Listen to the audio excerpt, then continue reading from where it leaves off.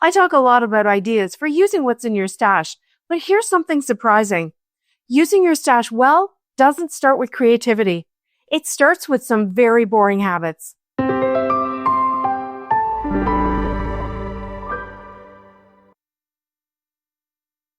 Today I'm sharing the unglamorous, stash-friendly habits I rely on and how they're the reason I can be creative without constantly buying something new. And of course, I'm also going to be making a card as we chat. And this one uses simple shapes and patterns to make a fun card design that'll work for anyone, just by changing up the colors. You can't use what you don't remember you have, and you definitely won't use it if it's hard to access. There's two parts to this. Knowing and remembering what you have is first. Whatever size stash you've got, you need a system to remember it. It can be simple, like as simple as no real system at all, except flipping through all your goodies each time you want to make a card. Or it can be complex. There's a ton of apps out there to help you keep track of your stash. I use Airtable, and I have a series of videos talking about how I use it, including how I use tags, so I can easily search for things I'm looking for, like a particular sentiment or image or pattern. Depending on how much stuff you have, it can be a big job to get it organized and into an app. So another boring habit I have is that when I do get new things, I immediately put them into pockets and into my storage system, as well as in my Airtable.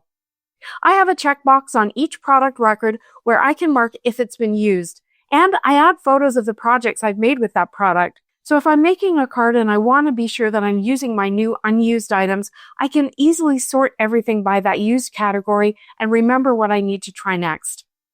So now you know what you've got. The next thing to know is physically, where is it? I talk a lot about this in my craft room tours and how I've made it easy to find things, especially those things I use often. A lot of my favorite word dies and nested shape dies are on these magnetic wall frames. I did this a few years ago when I got fed up having to dig through pockets to find the same dies over and over again. Now they're right by my die cutting machine, easy to see, easy to reach, and it makes that part of my card making faster. The rest of my stamps, dies, and stencils are kept in these bins in pockets. I use color coding so I can tell at a glance if a pocket has sentiments, backgrounds, or florals, or dies, or stencils, or embossing folders in it. I talk more about this setup in my latest craft room tour video, which I'll link below. At that time, I was storing everything alphabetically by manufacturer, but lately I found that my crafting has changed a little bit. I'm not using stamps as much other than my sentiments. So I pulled all my sentiment stamp sets together and I put them here in one place. And then I put all my other stamps into another bin, so I'm not wasting time flipping through things I know I'm not looking for, if that makes sense. The sentiments and the stamps are all still in alphabetical order by manufacturer because that's my preference. But my point really is that your craft room storage should work for you and be flexible enough to change as you change. And beyond knowing what stamps and dies and stencils we've got in our stash, this also applies to things like paper, glue, trimmer blades, everything that's consumable. You definitely want to use the craft store as your warehouse, as they say. But you also want to stay on top of these things so you don't find you can't make the card you want to make because you're out of something. This is particularly true if you live somewhere where you can't quickly get to a craft store or place an order, like I do. I think most people will think this one's really boring. As I said, when new stuff comes in, you gotta put it away so you know where it is.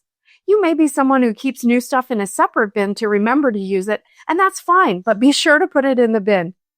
But I'm also talking about staying organized while you craft. I'm actually a very messy crafter. When I'm making a card, I pull out everything I want to use as I go, and I keep it all out until it's finished, just in case I mess up and I have to redo things. Sometimes when I change direction in the middle of a card, there's enough stuff out on my desk to make a dozen cards, and it's definitely not organized then. But I do make sure that it all gets put away before I start my next card. I clean the stamps and stencils, I put the lids on my inks and glue bottles, and I wipe off my work surface. This is partly due to the type of crafter I am.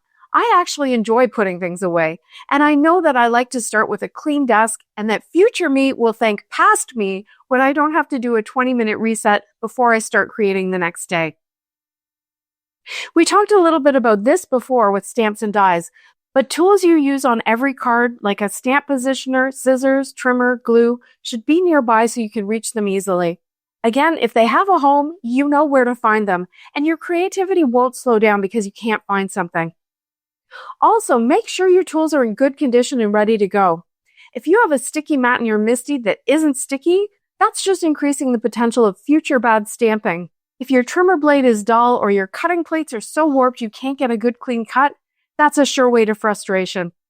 If your clear stamps won't stick to a MISTI door or a block, you can just wipe them with clean water to remove any oils or debris. If your glue bottle's clogged, take it apart and rinse out the tip with some warm water. Now this one's probably the most boring of all, but I actually find it really helpful. There are so many great examples of preparing ahead of time so you don't have to interrupt your creative flow. Here's some of the ones I use. I have a stack of pre-cut and pre-scored card bases as well as card panels. This is a great thing to batch up and do all at once. While we're talking about cardstock, I would say another very boring thing is to use the best cardstock you can afford. After you've put all that time into making a card, you want it to stand up and stay together. Maybe not forever, but at least for a while. Keeping ink pads filled and ready to go. I know it's not fun to spend money on an ink refill when you'd rather be buying a different color, but I definitely recommend it, at least for your favorite colors. It's no fun when your stamping is scratchy or you can't ink blend or you have to change your color scheme. To be honest, this is actually one habit I'm not great at.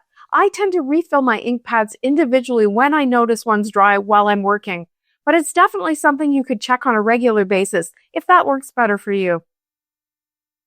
One prep habit I am good at is creating what I call leftover sentiments on purpose. I did a whole video about that and I'll link it below, but the idea is to build a stash of stamped and or die-cut sentiments ahead of time. I generally do it with basic colors, black and white for die cuts, black embossed stamping, or sometimes white embossed stamping for sentiment stamps. Even when I'm prepared though, sometimes I want a specific color or treatment of my sentiment. For instance, I may want a specialty cardstock for a die cut sentiment, but I've still usually got a couple of white ones in my pocket that I can use to stack up and create dimension. This is one that I seem to have developed naturally over the years, without thinking about it in decision fatigue terms. I have one type of ink, Catherine Pooler. Actually, my collection is supplemented with a small number of Concord and 9th inks, and that's because, like Catherine's inks, they're dye inks on foam pads with bright, vibrant colors, and they work in pretty much the same way. By using only one type of ink, I know what to expect when I use them for stamping, for ink blending, for stenciling. I know I can use them or their refills as watercolors. Knowing your supplies helps you to build your confidence and your ability to make what you're envisioning actually come to life. So what other areas do I do this in? My white cardstock is actually one. I use Neenah 110-pound cardstock for my card bases and usually Hammermill 100-pound for my panels. Again, it doesn't matter the brand, although you do want good enough quality that you'll feel proud of your card.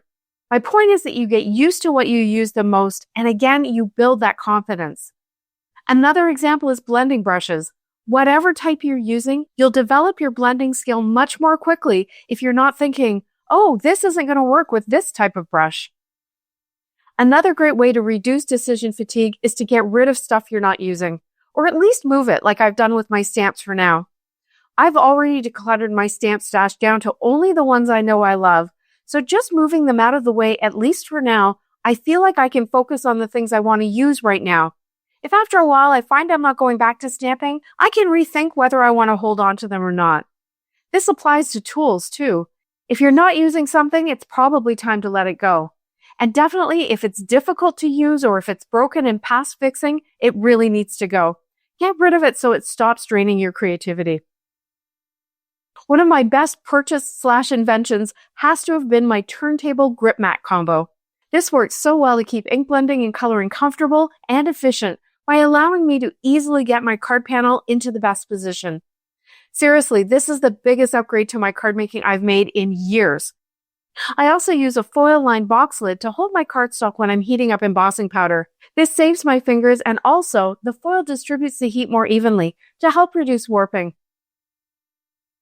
I know, so not fun, so not sexy, so boring. We all want to make a perfect card the first time, but a lot of what we do takes some skill, and we all know that skills take practice. Ink blending is a great example of this. Most of us are not able to get those perfectly smooth blends on our first try, but by practicing and by being familiar with your tools and inks, I promise you'll get better. And in the meantime, there's so many clever ways to hide the fact that an ink blend isn't perfect. I'll link that video below. By practicing and developing your skills, again, you're building that foundation of confidence that what you want to make is actually what you'll end up making. Physical environment is important too. Good lighting is crucial to successful crafting. You want to be able to see your true colors and the tiny details without getting frustrated. And don't forget other physical factors. Make sure you've got a comfortable chair if you sit while you're crafting, and enough space to work. Your creativity is not going to flow if you're suffering. Whether you like silence or music, working alone or with friends, just make sure your environment isn't working against you. And what's the reward for doing all this boring stuff? These habits that quietly remove friction and reduce overwhelm and frustration make it so much easier to sit down and actually enjoy making cards, because we get to focus on trying the new techniques, trying out new combinations of goodies from our stash, and stretching our creative muscles by coming up with new ideas.